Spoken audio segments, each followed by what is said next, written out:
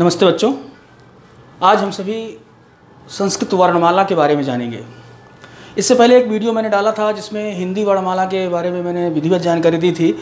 तो जब कभी प्रश्नोत्तर पूछे जाएं कि संस्कृत वर्णमाला में वर्णों की निश्चित संख्या क्या है, तो आपको 46 बताना है। हिंदी के लिए जो कुछ मैंने बताया है आप उस वीडियो को देखें, लेकिन उन चीज़ों को जोड़े नहीं। मेरा ये वीडियो बनाने का मकसद ये था कि मैं दोनों वर्णमालाओं में जो अंतर है उस अंतर को स्पष्ट कर सकूं आप लोगों के लिए। तो ध्यान दें, संस्कृत वर्णमाला में कुल 46 वर्ण होते हैं और जिनमें से आप समझ सकते हैं स्वर होते हैं और व्यंजन होते हैं। तो स्वरों के बारे में सबसे पहले जान लेते हैं। स्वरों की कुल निश्चित संख्या यहाँ पर 13 है और ये दो प्रकार के हैं यहाँ पर, ह्रस्व स्वर, दीर्घ स्वर। तो एक बात और बताना चाहूँगा कि संस्कृत दो तरह की होती है। एक होती है वैदिक संस्कृत और दूसरी होती है लौकिक संस्कृत। वैदिक संस्कृत उसे कहते हैं जिससे वेदों की रचना की गई है। वेदों में प्रयुक्त होने वाली संस्कृत को हम वैदिक संस्कृत कहते हैं, और जो लौकिक संस्कृत यानी जो लोक में यानी संसार में बोली जाने वाली जो संस्कृत थी या संस्कृत है, उसको हम लौकिक संस्कृत कहते हैं। तो जो संस्कृत हम लोग पढ़ रहे हैं अपने विद्यालयों में वो लौकिक संस्कृत है, और लौकिक संस्कृत के हिसाब से हम लोग संस्कृत वर्णमाला में वर्णों की संख्या को देखेंगे, जानेंगे और उन तमाम तरह के वर्णों के बारे में भी जानेंगे। तो यहाँ स्वरों में देखें, सब सामान्य स्वर दो प्रकार के हुए।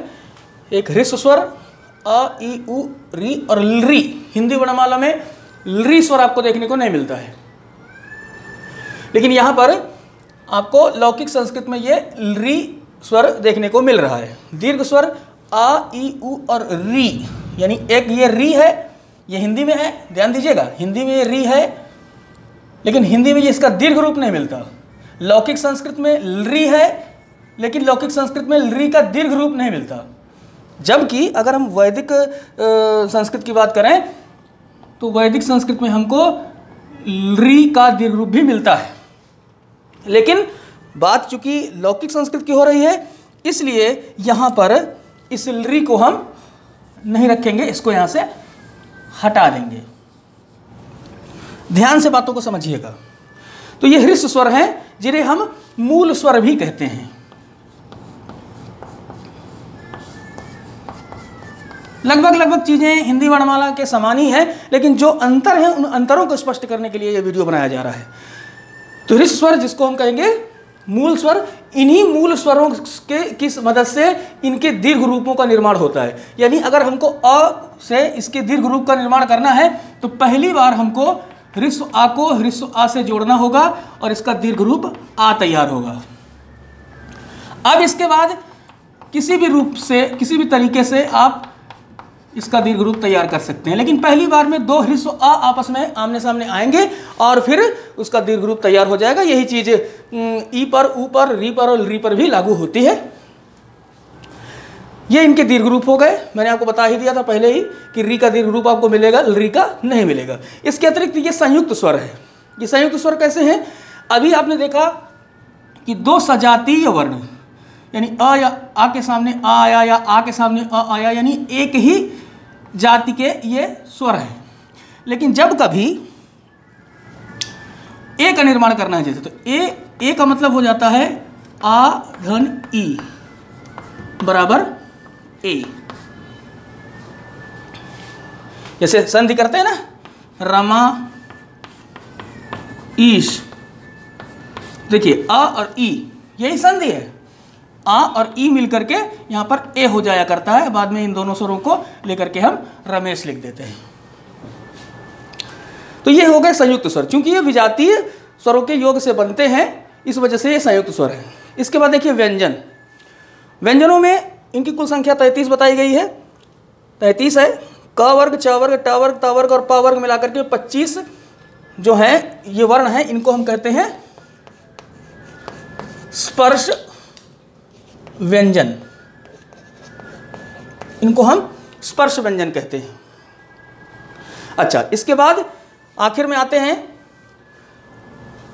यहाँ पर अंतस्थ व्यंजन य र ल व।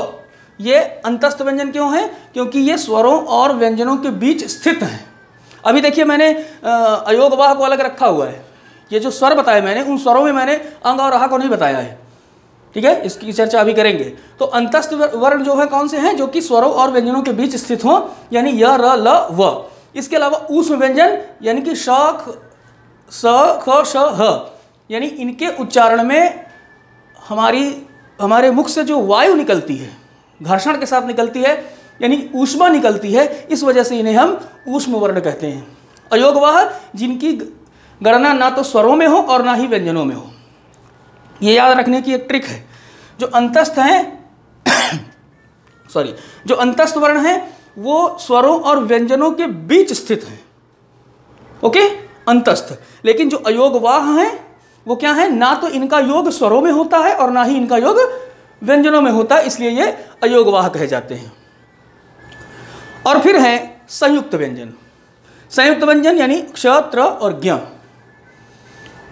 अब इनको किस तरह से हम लिखेंगे, किस तरह से इनका संयोग हुआ है, इसको जरा समझ लेते हैं।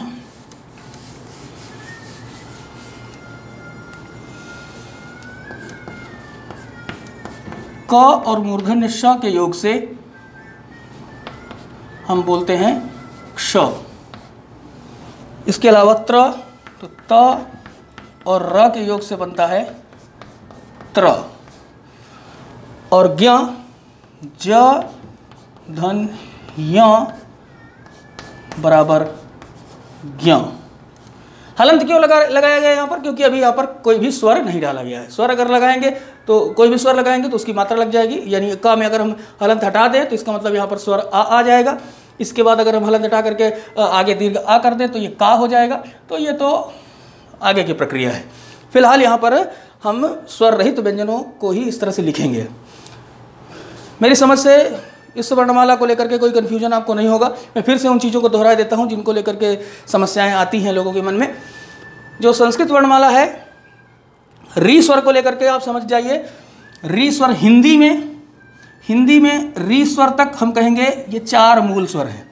अगर कहा जाए मूल स्वरों की संख्या हिंदी में कितनी है तो आप कहेंगे 4, लेकिन जब संस्कृत में पूछा जाएगा मूल स्वरों की संख्या कितनी है तो आप कहेंगे 5, ठीक है। इसीलिए देखिए इनकी संख्या 13 हो जाती है, वहां पर 11 और यहाँ पर 13। तो इसके बाद क्या होता है? आ, ई, उ और इसका री का दीर्घ रूप भी मिल जाता है। संस्कृत में एक स्वर यहाँ बढ़ जाता है, एक ये बढ़ जाता है। वैदिक संस्कृत की बात करेंगे तो यहाँ पर री हो जाएगा, लेकिन लौकिक संस्कृत में हमें री के दीर्घ रूप को यहाँ पर नहीं लिखना है। आज के इस वीडियो में इतना ही। धन्यवाद।